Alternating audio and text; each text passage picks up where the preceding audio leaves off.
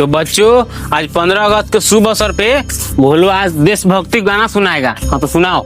Sir जी सुना है? हाँ सुनाओ।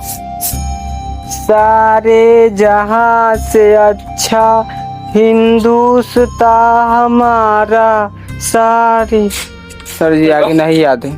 ठीक है जाओ, बहुत बढ़िया गाया है। बैठो। अरे तुम और तुमको वो गाना याद है रे? जी सर। हाँ तो गाओ। छूना पाकिस्तान छूना चीन जे हथियार बजे जमीन तोरा नक्शा के बिगाड़ी तस्वीर दे हम। चल जितनी याद है। ठीक है जाओ बैठो। ठीक है। ताली मारो सब। चलो तुम और बोलवा। सर जी हमारा गाना न याद है। तो कथी याद है? शायरी याद है पाकिस्तान के लिए। सुनाओ सुनो। Surah Mother Chopper.